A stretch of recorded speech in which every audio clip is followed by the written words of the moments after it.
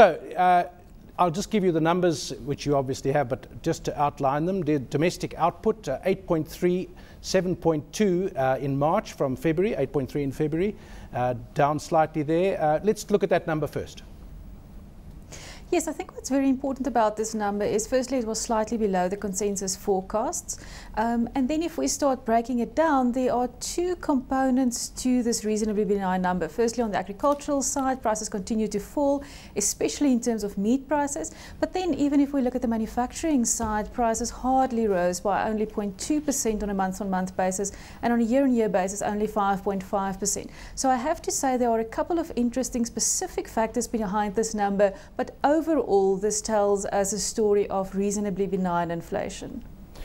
That also then gives us an indication of how the Reserve Bank will react on interest rates, because my sense is that a month or two ago we were expecting these kinds of numbers to tell us that inflation was going to go up. And in fact, recently the inflation number, the CPI number and the PPI number, perhaps not. And that interest rate cycle resurgence, when we have it going up again, perhaps delayed again.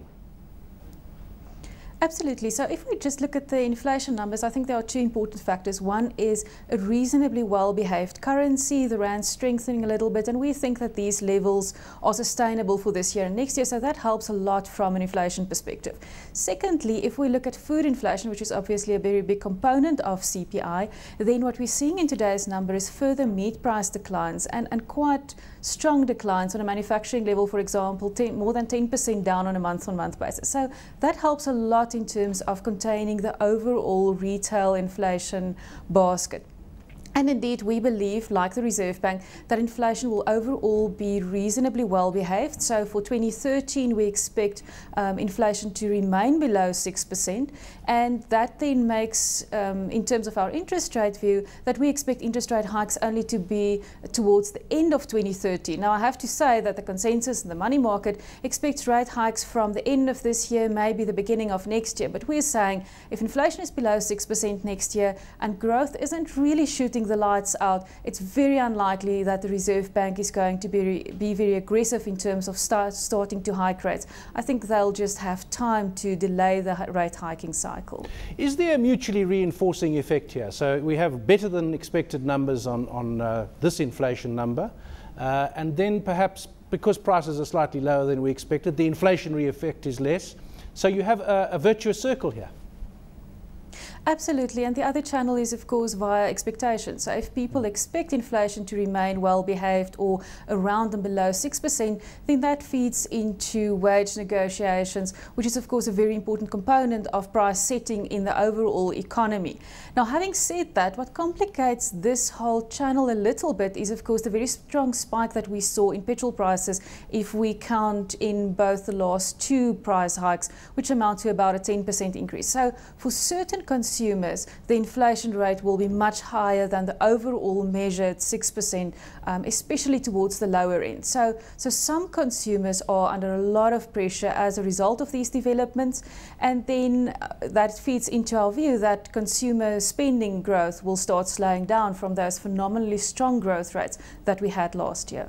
What about two other numbers that have come out on the statement from the stats? Exported and imported commodities, 5.9 in February, down to 4.6 for exported, and down from 13 in February to 9.9 in March. That seems a big drop.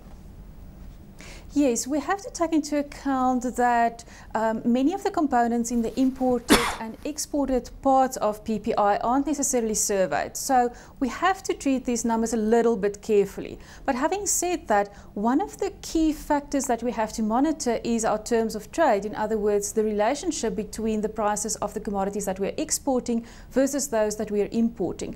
Over the last couple of years, we've had very strong increases in exported commodity prices, not so much in imported commodity prices, and so that gave us very strong gains in terms of nominal trade balances, etc. And of course that actually just means a lot of income flowing into the South African economy.